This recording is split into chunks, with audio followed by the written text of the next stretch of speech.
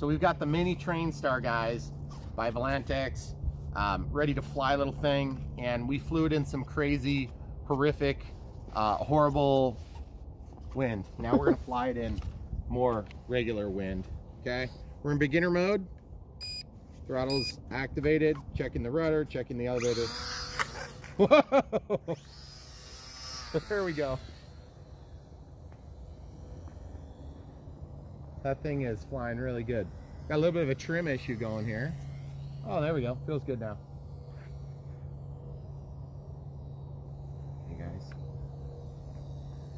Just gonna give it a couple clicks to get it going straight. There we go. You notice that little bouncy bounce? That's a 3-channel thing, because we're depending on the dihedral. Man, that thing flies solid. Look at this, guys. Just pulling it around. I mean, I still hands off. Okay, I gotta lift the elevator a little bit there.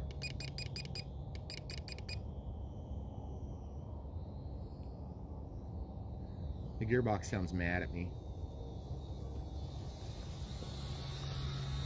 I mean, all I'm doing is really just kind of tipping it. Just kind of tipping it once in a while.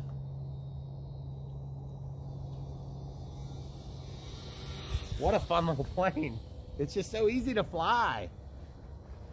We might have to get the camera crew to do this, because she can totally do this. Are you ready, camera crew? Mm-mm. Why? No, not today. Why? Not on camera. The people at home want to see you fly. No, they don't. Yes, they do. All you got to do is just tip it.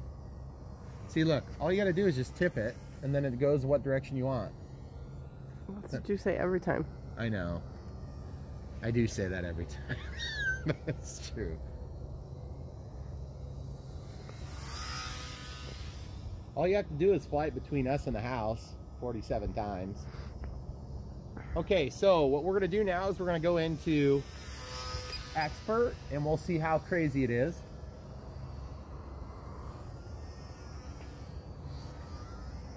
Okay, so we can do a barrel roll. Remember, we only have a rudder to get our roll. So usually barrel roll is a pretty good test for a 3-channel plane. There's a loop. Not very solid, but it's okay. I can definitely control it, but it's just, you know, without having expo and everything, you're just kind of really struggling to keep it under control, in my opinion. You're kind of putting in your recommendations to the controller, and then it's kind of like ignoring it. Now I'm in intermediate just to see how much more we can bank. Obviously we can, whoa, I didn't know we could do loops in intermediate. That's awesome. So it gives us full control of the elevator. It does not let us, that's the limit for bank angles on intermediate, okay? I'm gonna set the throttle back just a little bit lower. Okay, here we go. So then when we go to beginner,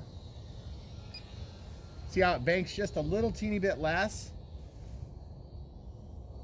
So there's intermediate. See how it banks a little steeper there? Okay, now we're into beginner again. Actually, I like the intermediate. That's awesome, because I can use that full elevator to my advantage. And do loops. Something I did not expect to do. Okay, right by us here. Camera crew. Sorry, I'm going to step in front of you. We're going to go between and around.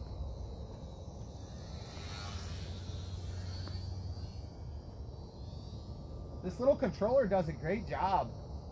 And when I speak to the controller, I mean the little... Okay, the landing gear not so good. You may want to slow down more before you land. What I mean is the 6-axis gyro does a really nice job on a 3-channel setup. I'm very surprised how well it's able to coordinate the roll and the yaw controls. I'm actually going to see if we can get another takeoff from the ground. I think the landing gear are just kind of the weak link on these things. Well, it wasn't so bad. I can tell you this, if I was a kid and I was trying to fly this thing, meaning if I was a kid and I was me, like 15, 20 years ago, I would have been very happy with the way this thing is doing.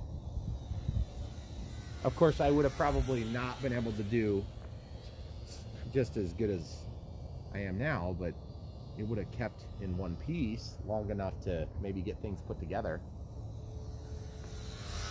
And that's usually what happens, guys, is these kids, they get these little quads for Christmas or whatever, and they'll fly those things around the living room, and they do just fine, and they're like, well, I can fly a plane. Except, actually, I don't know if a lot of people connect the dots, but the controls are almost virtually exactly the same. The only difference is you can stop a quad midair, or if you get a little coaxial airplane, or excuse me, coaxial helicopter, that's a really good training tool, because when you get those, you have almost all the same controls. The difference is you can stop midair, and that's something you obviously can't do in an airplane. And then, of course, you have to deal with wind, and you have to deal with having a place to land, and you have to deal with, you know, oh shoot, I didn't mean to turn left, so now I have to complete the turn to get going the direction I was going. So you just add a couple of different elements of controls that are really important. I like this plane though. For being a little 3-channel, I just can't hardly believe how good it does.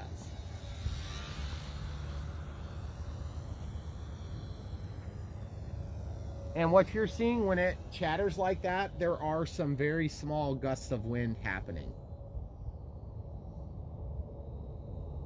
You know what I kind of want to do?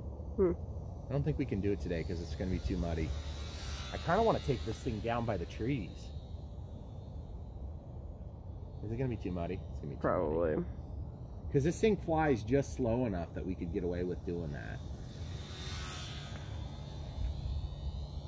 And it just seems to go forever on this 180 milliamp pack. I mean, 180 milliamp hours is not a lot of power.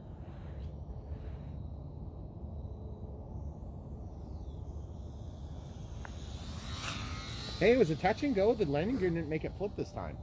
Let's see if we can take a landing this time.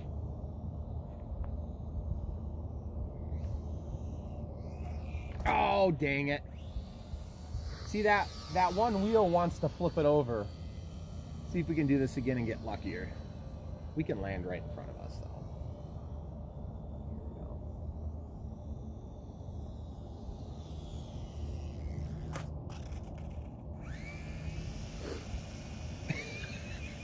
Here we go. The landing gear is such a joke. But they are extremely light, folks, so I can't complain. Landing is kind of a suggestion. Well, see, this plane is slow enough that it's here. We'll just catch it real quick to show people it can be done. I mean, I already did it in the last video. Okay, so out of the throttle. I mean, it's not hard to catch, and it's certainly not hard to launch. So if you're really hell-bent on taking off without a runway, it's really not even hard. I mean, the prop has got no power to it, so I just hit the prop in my hand. It didn't hurt anything. Well, and it's pretty resilient, so even if you tip it over, you're not gonna, it's fine. Did you say it was resilient? Resilient. Challenge accepted. All right, guys, full speed into the ground. I said tip it over. I didn't say fly it into the ground. You didn't? Do you want me to? You're playing. Okay, full speed into the ground. Oh, everybody died. Let's go see how bad the damage is. Get that nose down as best I could. You'll notice I did cut the throttle because I don't want to replace the prop. Is it flying? I said it was resilient. It's extremely It resilient. wasn't a challenge, it was just a comment.